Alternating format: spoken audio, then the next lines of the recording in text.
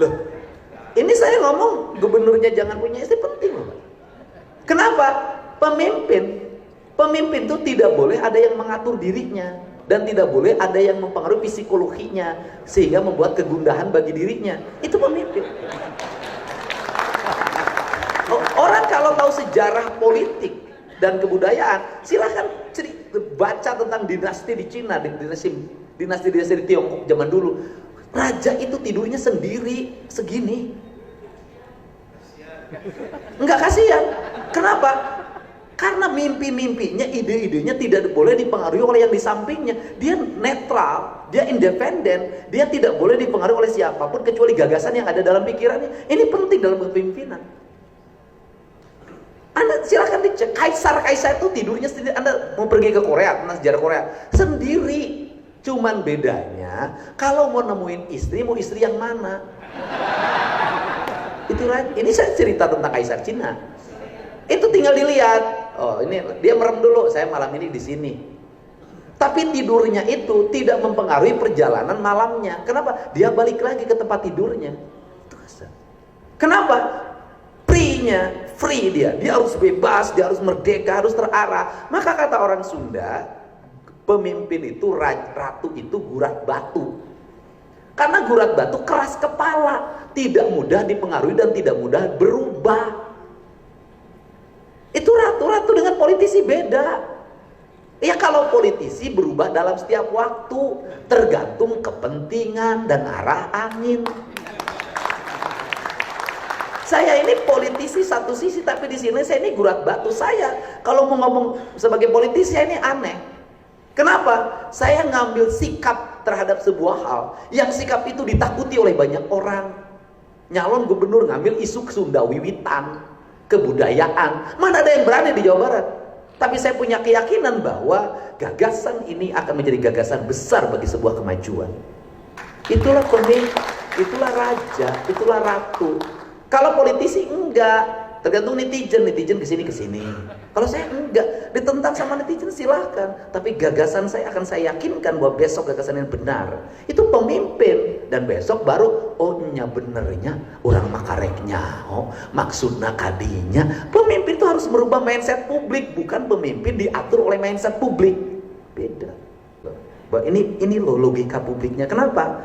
Anda nyimpen uang di bank jadi silva. Padahal itu uang pajak yang harus balik.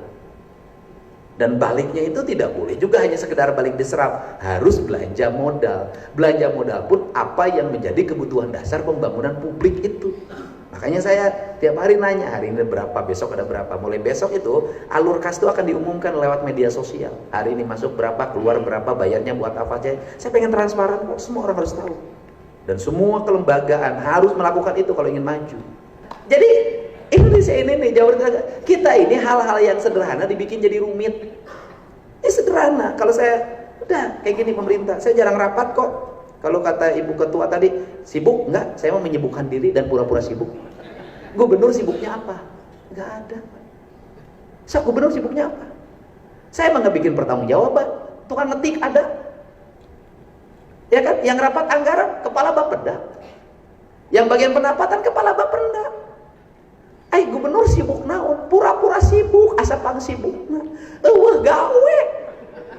Makanya saya kata orang sibuk enggak, saya paling masih bisa berolahraga, saya masih bisa naik sepeda, saya masih bisa ngontrol sawah, HP saya masih nanya kene nyemprot tuh kayak gimana. Saya enggak, kenapa? Semua sudah dikerjakan oleh staf. Tugas gubernur mah satu, mikir. Karena judulnya juga kepala, hari kepala mah pakai hulu. Itu loh, gubernur kepala daerah. Berarti saya menggunakan kehidupan ini memimpin dengan kepala. Karena saya dengan kepala, maka kepala saya harus lebih daripada seluruh pegawai saya. Jangan jadi gubernur lebih bodoh dari pegawainya. Ripuh atau iroh.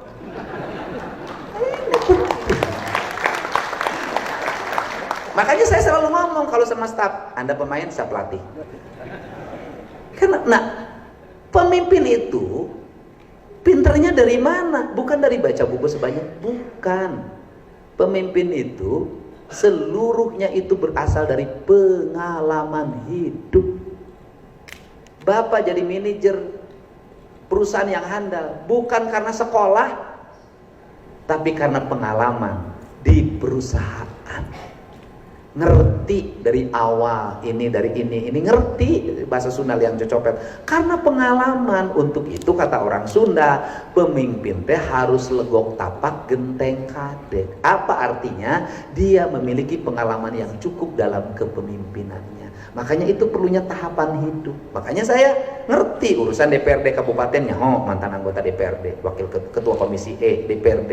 Kemudian jadi wakil bupati pernah, jadi bupati pernah. Begitu. Kemudian jadi apa lagi? Sekarang jadi anggota DPR RI pernah, kerja di pabrik pernah, tukang tani pernah, ngurus ikan pernah, ngurus hutan pernah, jadi gubernur sekarang, jadi duda pernah, dan sedang. Jadi saya akan bisa merasakan derita duda dan janda karena saya pelakunya. Saya kalau naik mobil itu selalu di depan. Kenapa? Saya ingin jadi pengendali dari sopir saya. Saya nggak mau yang dikendalikan. Saya pengendali kenapa? Saya lihat ke depan. Kenapa? Karena saya harus lebih tahu lebih dulu yang cantik di depan dibanding sopir saya. Klakson, itu penting. Ini kan kalau dengar cerita dulu, itu kadang-kadang kan suka ada yang nemenin pakai motor pengarah. Itu yang motor pengarah tuh nggak pernah saya kasih tahu saya mau kemana. Itu yang kadang suka ada polider tuh sekali-kali, saya jarang sebenarnya. Itu nggak pernah saya kasih tahu saya mau kemana. Makanya kadang-kadang polider saya tuh dia ke sana saya ke sini, saya nggak pernah kasih tahu. Sopir saya itu nggak pernah dikasih tahu. Ajudan saya nggak pernah, ajudan saya bareng saya. Itu ajudan di belakang. Saya itu nggak pernah ngasih ke pokoknya mangkat. Driver saya itu nggak pernah kasih tahu apa. Langkah saya nggak boleh bocor. Kemana pun saya pergi nggak boleh bocor. Bising ajudan saya ditanyakan bapak kerja di mana, reka mana. Embung aing. Cicing kalau aku mah aing, mentake bapak aing. Kulantaran bapak aing yang mimpin lagi ku aing. Dan tugas pemerintah ini agar regulasi industri dengan baik apa? Memberikan perlindungan kepada masyarakat dengan memberikan jaminan bagi seluruh rakyat. Ini. Saya berikan jaminan nggak main-main, Pak. Di rumah saya tuh tiap hari 150 orang, Pak. BPJS-nya belum dibayar, lunasin. Sekolahnya sekolah. Saya ingin satu aja. Saya ingin. Saya tidak mau ada warga Jabar meninggal, negara tidak hadir untuk mengobati. Karena itu dosa besar menurut saya. Ini penting. Saya nggak mau. Kalau itu komitmen saya nggak mau ada warga Jabar meninggal di rumah sakit, kemudian pulangnya itu keluarganya harus membayar. Saya nggak mau. Sudah kehilangan nyawa, harus juga kehilangan kekayaan yang itu bisa dipakai untuk anak-anaknya. Saya nggak mau. Negara harus hadir. Baik pada semuanya, tegas pada semuanya. Saya berdiri di tengah buruh, saya berdiri di tengah pengusaha, saya berdiri di tengah-tengah kepentingan masyarakat Jawa Barat apapun. Dan saya tidak akan memihak pada siapapun, saya akan memihak pada satu, kepentingan bangsa dan negara, kepentingan pemerintah Provinsi Jawa Barat untuk kesejahteraan rakyat, titik itu kepentingan saya. Nah,